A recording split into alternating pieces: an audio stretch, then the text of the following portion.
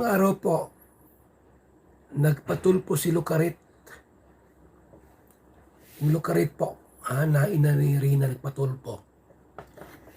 Binabawi yung pera, 100,000 daw. Nasaan yung resibo na may pera pa si Rina na 100,000 sa Kalingap? Wala mang may lalabas na resibo o sinong sponsor.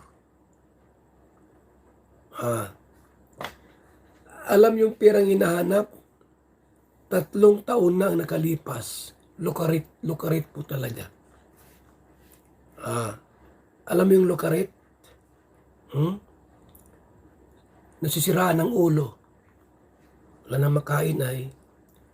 Kawasa't kinuha nyo si Rina sa Kalingap dahil sa sponsor,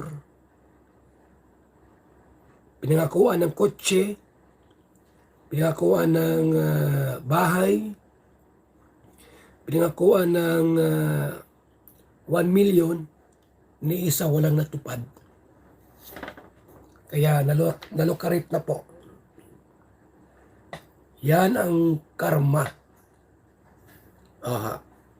Nagpatulpo. Akala sisiputin. Alam ni Tulpo, Val Santos Matubang, matulungin. Nakatatak na sa utak nila, mga attorney doon.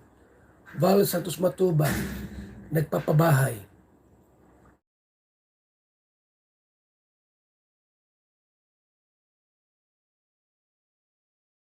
Usong-uso ang tulpuhan ngayon Baka naman sa mga susunod pang araw niyan puro na lang kalingap at anti-kalingap ang laman ng content ng tulpo.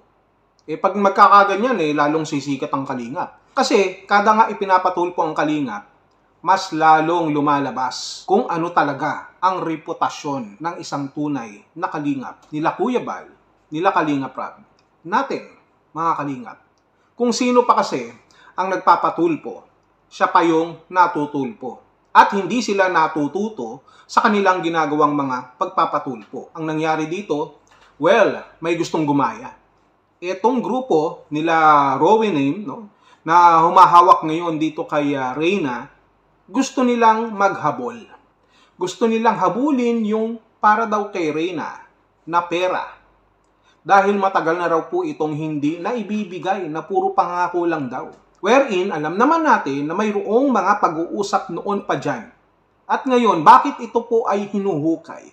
Bakit binabalikan? At bakit kailangan balikan na naman natin ito pong RTIA o Rapi Tulpo in Action? Sa tingin ko rito, dahil nawawala na sa sirkulasyon ito pong grupo ni Reyna, kailangan po nilang gumawa ng ingay. Kagaya ng ingay na naririnig nyo ngayon sa Team Guapa. Kila Dr. Lab, kila Kuya Bal, Beyonce, at ng iba pa. Kung baga kasi, nawala sila sa limelight Akala nila habang buhay ay viral. Ito pong si Reyna, nung kinuha nila sa Kalingap. Gusto nilang patunayan na talagang totally, gaganda ang buhay ni Reyna. At sila po ay papaldo sa mga sponsor. Papaldo, gagatasan nila, parang gatas na gatas na gatas. Ito pong mga sponsor na magtitiwala o tutulong dito po kay Reyna. Kaya nga, pinilit nilang kunin yan at nakuha nga nila. Ang problema nga lamang, ang pinagkaiba nila sa Kalingap, ang Kalingap hanggang dulo yan. Talaga. Promise. Alam naman natin, established na ang Kalingap. Pero sila, hanggang saan lang sila?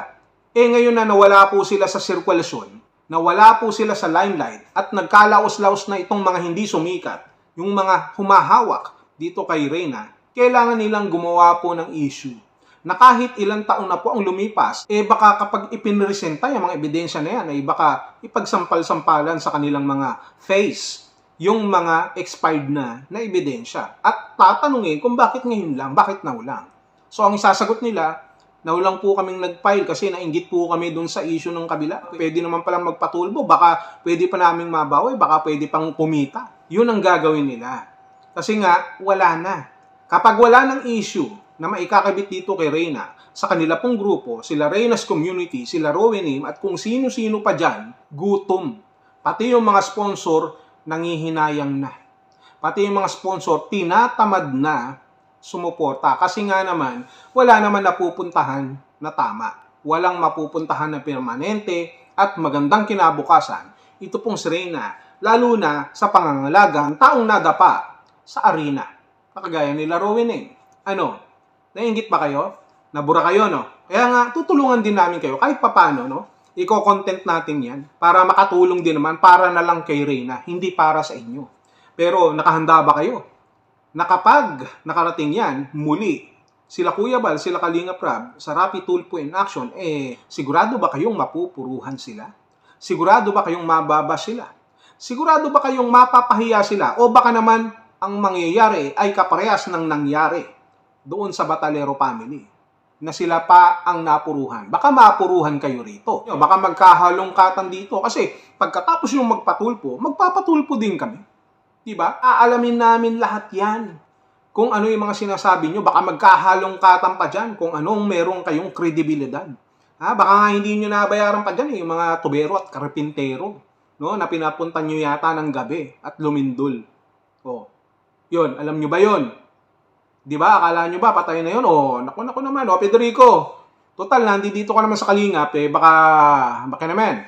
Pwede mong sabihin yung nalalaman mo dyan, Kwento mo lang sa akin kasi naawa ko dun sa tubero at karpentero, baka nagbubutas na yun, nagpupupok na yun dun, hindi nabayaran. Baka hindi nabayaran ng tama para sa pagkukumpuni ng bahay ni Reyna na mayroon daw tulo. So, kaya ang ginagawa nila ngayon, magpapatulpo po sila para naman mabuhay po yung kanilang komunidad na matagal na pong nananahimik kasing tagal ng Ice Age. Kaya nga, nanigas na sila. Kaya kailangan nila pong gawin ito. Kahit na magmukha silang tanga, na magpapatulpo sila, nakukuha sila ng pera kahit ilang taon na ang lumipas. Ang importante dito, hindi naman talaga yung pera ang gusto nilang habulin. Ang gusto lang nila Rowenim, nila Reyna's Community at ng iba pa, ay mailagay muli sila sa mapa ng mga issue para naman mayroon silang pang-papa.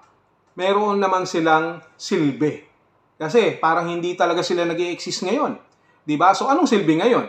So gagawa sila ng ingay at gagawin nila yung ginawa ng kabila para maging makabuluhan ang kanilang existence. Ang masakit nga lang dito, nagagamit na naman si Reyna. Si Reyna na lang ng si Reyna na walang kamalay-malay. Yun lang naman talaga yan. Wala naman talagang bearing kung ano pang hahabulin nila dyan. Baka na naman sila Joel Salcedo naman Baka lang ang sinasabi ko dyan. O baka naman si Saint Iking din O sabay-sabay nyo na. Mag-complain na kayo sa tulpo. Ito, nasasabi ko lang. Hula ako lang yan. Pero madalas pag humuhula ako, tumatama naman. Diba? Paring Joel. Magaling ka na advisor, diba? Malamang na-advisean mo na naman yan. Aminin mo na. Sasabihin mo, ebidensya. Hindi mo kailangan ebidensya. Hindi na kailangan kasi sa lahat ng pagdating sa pagsusulsol, sa pang-uudyok, ikaw yun. Ang galing mong mag-motivate ng mga gustong kumalaban sa Kalingap. Kaya dito sa pagpapatulpo, sa muling pagbabalik kung sakasakali ng Kalingap sa tulpo, ang mangyayari dito, panalo na naman ang Kalingap. Grand Slam na naman. At iiyak na naman yung Reyna's Community. Tanggalin nyo na nga yung Reyna's Community, si Yen, si Rowenim, na patay sa akin. Kaya, mga Kalingap, mga ka-Adonis, ano sa tingin ninyo? Ano kaya ang mangyayari sa pagpapatulpo ng grupo nila Rowenim, ng grupo ni Reyna? Yan ang ating aalamin. Yun lang.